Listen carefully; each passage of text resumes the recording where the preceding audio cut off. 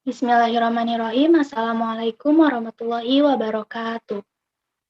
Alhamdulillahirabbil alamin wassalatu wassalamu ala asyrofil anbiya'i wal mursalin wa ala alihi washabihi ajmain amma ba'du. Baiklah, pertama-tama marilah kita panjatkan puja dan puji syukur kehadirat Allah Subhanahu wa taala sehingga pada kesempatan kali ini kita bisa melaksanakan recording untuk tugas statistika yaitu yang bertemakan pengujian hipotesis. Sebelum memaparkan materi, saya akan memperkenalkan anggota kelompok 6 yang terdiri dari yang pertama ada Rama Ramdan Fauzi, lalu yang kedua ada saya sendiri Sabrina Isna Amalia, dan yang ketiga ada Yayu Siti Muyasyarah.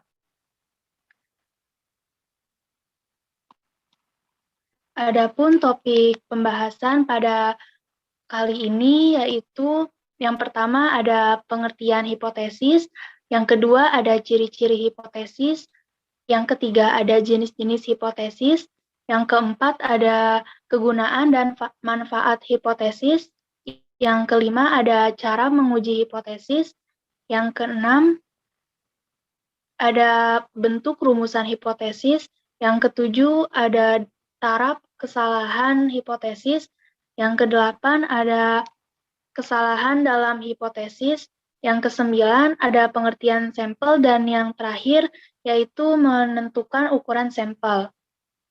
Baik, pemaparan materi yang pertama akan disampaikan oleh rekan saya kepada Yayu, dipersilahkan. Baik, untuk pembahasan yang pertama yaitu mengenai pengertian dari hipotesis.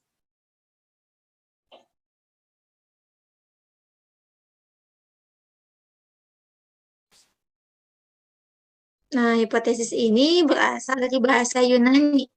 Hupo berarti lemah atau kurang atau di bawah. Tesis berarti teori, proposisi, atau pernyataan yang disajikan sebagai bukti.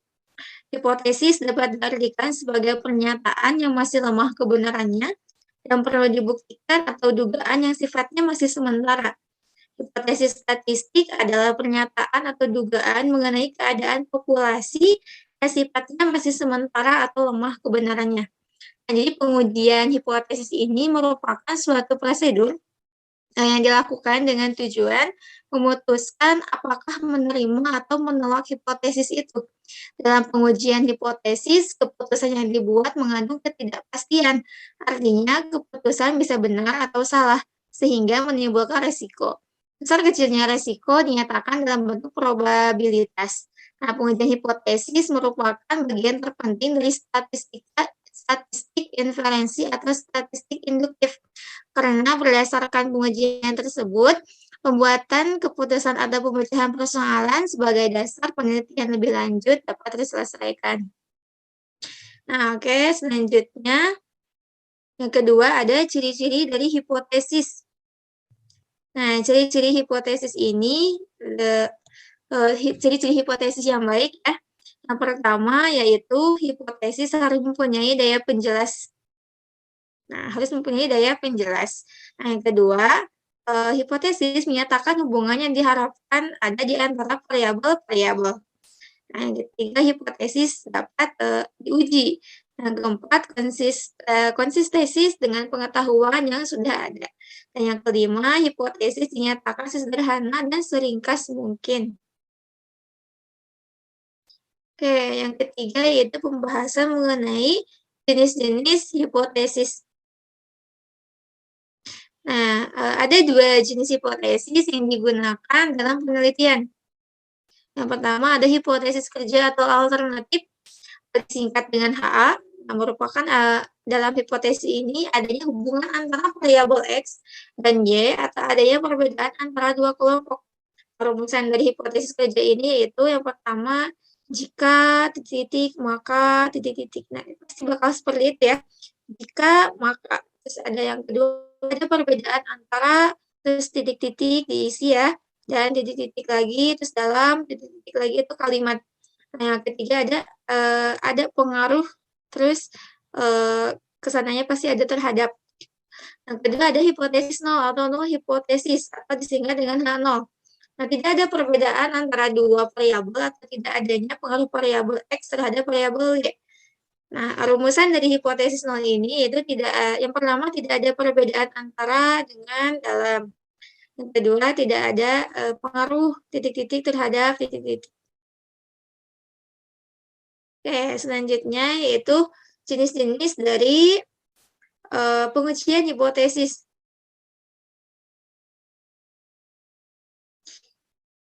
Nah, yang pertama ada jenis parameter. Jenis parameter ini terdiri dari pengujian hipotesis tentang rata-rata, pengujian hipotesis tentang proporsi ya. Yang ketiga pengujian hipotesis tentang varians. Nah, yang kedua ada jumlah sampel. Jumlah sampel ini terdiri dari pengujian hipotesis sampel besar atau N-nya ini lebih dari 30. Yang kedua, pengujian hipotesis sampel kecil atau N-nya ini kurang dari sama dengan 30. Nah, yang ketiga, ada berdasarkan jenis distribusinya.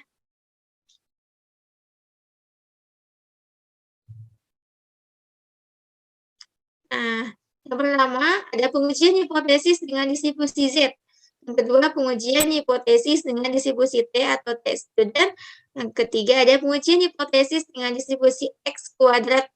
Yang keempat, ada pengujian hipotesis dengan distribusi F atau F ratio. Nah, yang keempat, ada jumlah sampel. Nah, jumlah sampel ini terdiri dari pengujian hipotesis dua pihak atau two-tailed test. Yang kedua, ada pengujian hipotesis pihak kiri atau sisi kiri. Yang ketiga, ada pengujian hipotesis pihak kanan atau sisi kanan. Nah, itu secara singkatnya ya. Oke, mungkin pemaparan selanjutnya akan dibahas oleh rekan saya. Dipersilahkan.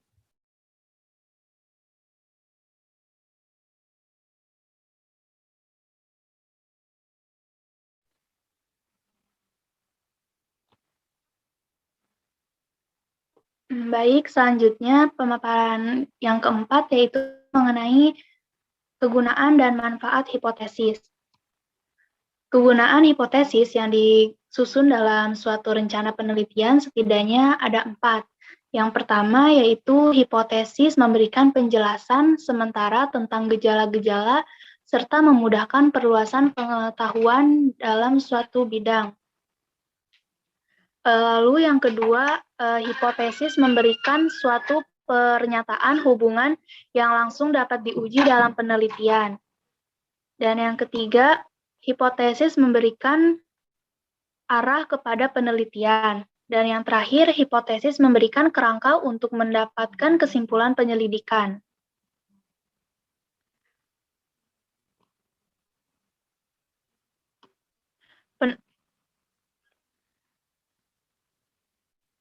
Adapun penerapan hipotesis dalam sebuah penelitian memberikan beberapa manfaat. Yang pertama, memberikan batasan dan memperkecil jangkauan penelitian dan kerja penelitian. Lalu yang kedua, mengarahkan dan menyiapkan pola pikir peneliti kepada kondisi fakta dan hubungan antara fakta yang kadangkala hilang begitu saja dari perhatian penelitian. Dan yang terakhir yaitu sebagai alat yang sederhana dalam memfokuskan fakta yang bercerai-berai tanpa koordinasi dalam suatu kesatuan penting dan menyeluruh. Nah, sebagai panduan dalam pengujian serta penyesuaian dengan fakta dan antar fakta, oleh karena itu manfaat dari hipotesis sangat tergantung kepada pengamatan yang tajam dari si peneliti terhadap fakta-fakta yang ada, lalu imajinasi dan pemikiran kreatif dari si peneliti, dan kerangka analisa yang digunakan oleh si peneliti, dan metode atau desain penelitian yang dipilih oleh peneliti.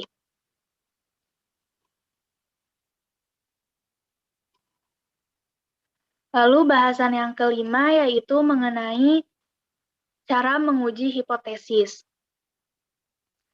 Sebagaimana dikemukakan oleh Donald Ari et al. Dan Yatim Rianto bahwa untuk menguji hipotesis yaitu dengan beberapa cara. Di antaranya yaitu yang pertama, menarik kesimpulan tentang konsekuensi yang akan dapat diamati apabila hipotesis itu benar. Lalu yang kedua, memilih metode penelitian yang akan memungkinkan pengamatan atau eksperimentasi atau prosedur lain yang diperlukan untuk menunjukkan apakah akibat-akibat itu benar atau tidak. Dan yang terakhir, yaitu mengumpulkan data yang dapat dianalisis untuk menunjukkan apakah hipotesis tersebut didukung oleh data atau tidak.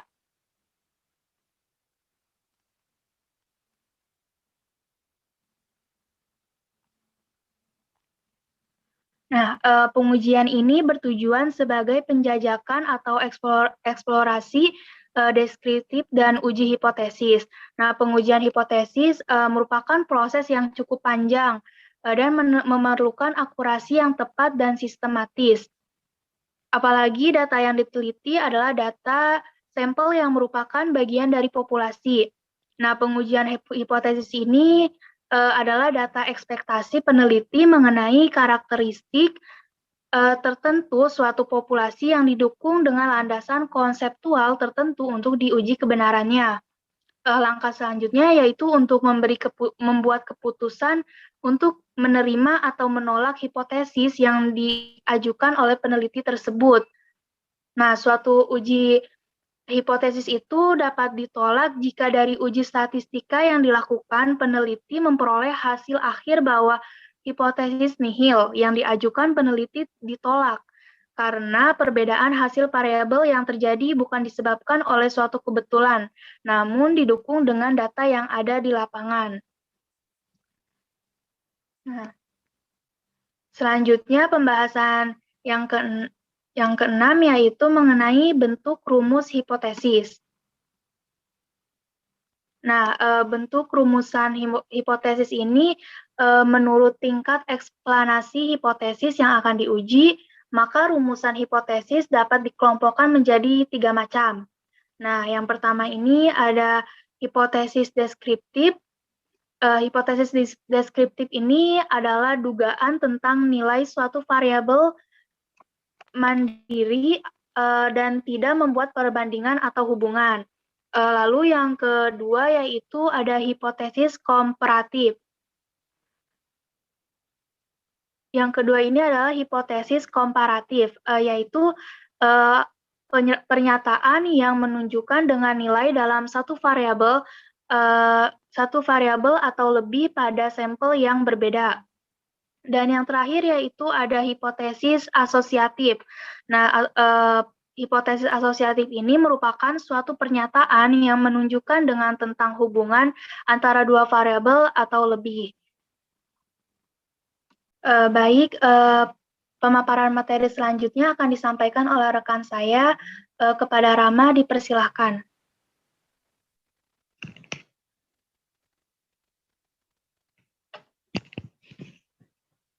Baik, topik yang selanjutnya yaitu topik ke-7 mengenai taraf kesalahan hipotesis.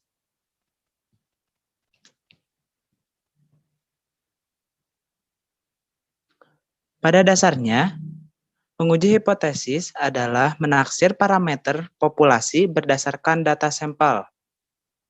Menurut Sugiono, terdapat dua cara menaksir atau berhipotesis. Yang pertama itu a point estimate atau suatu taksiran parameter populasi berdasarkan satu nilai data sampel.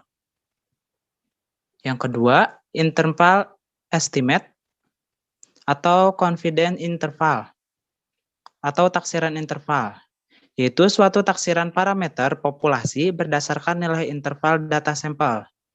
Nah, di sini ada contohnya ya mengenai daya tahan belajar siswa di Indonesia. Apabila kita menaksir berdasarkan cara yang pertama itu, daya tahan belajar siswa Indonesia adalah 8 jam per hari. Sementara apabila kita menaksir dengan cara yang kedua, daya tahan belajar siswa Indonesia itu 7-9 jam per hari.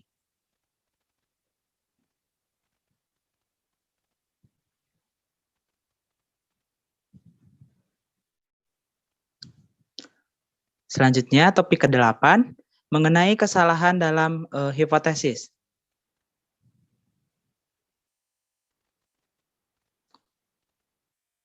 Dalam menaksir populasi berdasarkan data sampel, kemungkinan akan terdapat dua kesalahan. Yang pertama, kesalahan tipe 1, yaitu suatu kesalahan bila menolak hipotesis 0 atau H0 yang benar, di mana seharusnya itu diterima. Dalam hal ini, tingkat kesalahan dinyatakan dengan alfa. Tipe kedua yaitu kesalahan tipe 2, merupakan kesalahan bila menerima hipotesis yang salah atau seharusnya ditolak. Tingkat kesalahan ini dinyatakan dengan beta.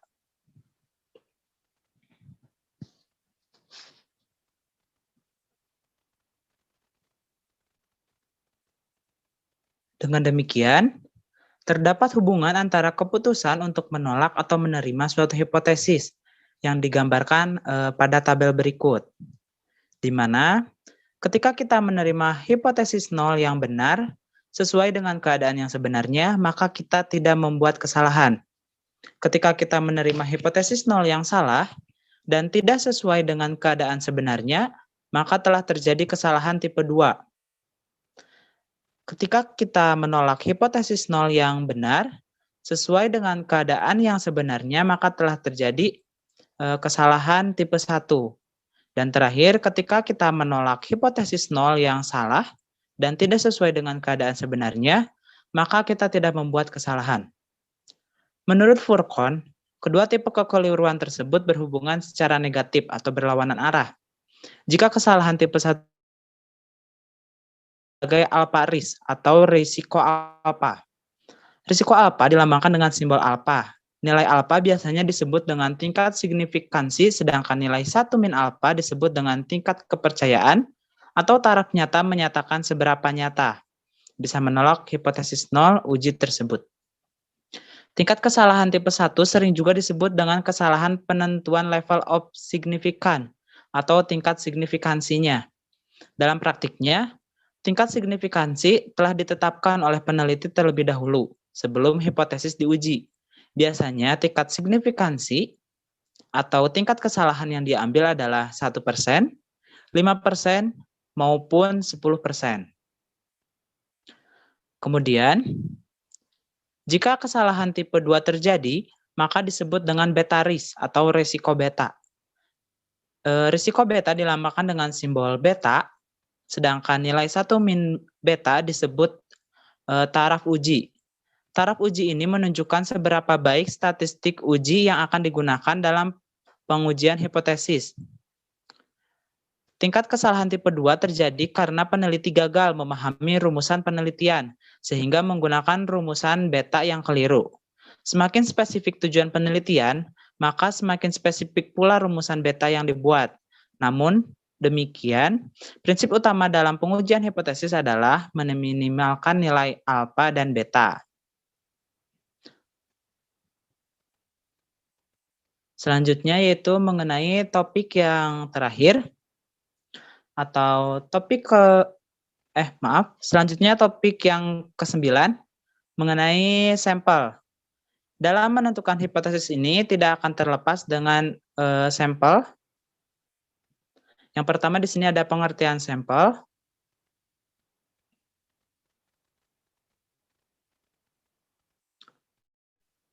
Menurut Jarwanto 1994, sampel merupakan sebagian dari populasi yang karakteristiknya hendak diteliti. Yang kedua, menurut Ari Kunto, sampel merupakan sebagian atau sebagai wakil populasi yang akan diteliti.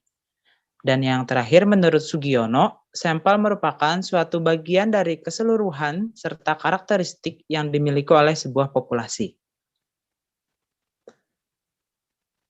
Dan selanjutnya yaitu topik ke-10 atau topik yang terakhir yaitu menentukan ukuran sampel.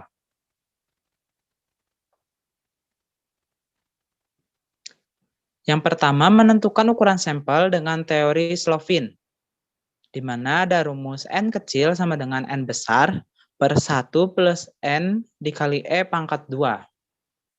N kecil menyatakan besar sampel yang akan dicari. N besar menyatakan ukuran populasi atau jumlah elemen dalam populasi, dan E merupakan nilai presisi atau tingkat signifikansi yang telah ditentukan Umumnya dalam penelitian tingkat signifikansi ditentukan sebesar 95% atau 0,05.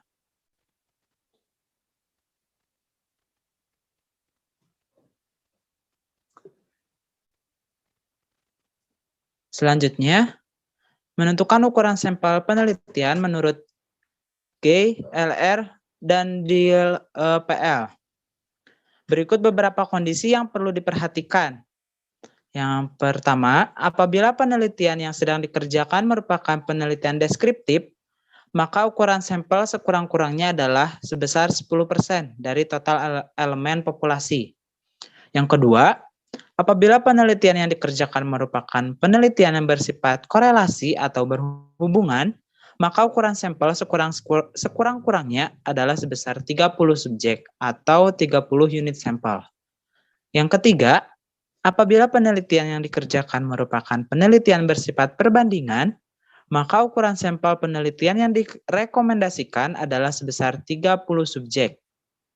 Dan yang terakhir, apabila penelitian yang dikerjakan merupakan eksperimental berkelompok, maka ukuran sampel yang direkomendasikan adalah sebesar 15 sampel per kelompok. Saya kembalikan lagi kepada Ina.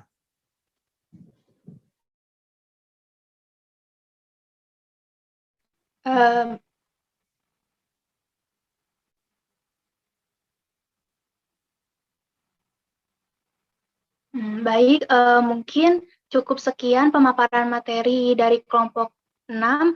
Kurang lebihnya mohon maaf. Billahi taufiq wal hidayah. Wassalamualaikum warahmatullahi wabarakatuh.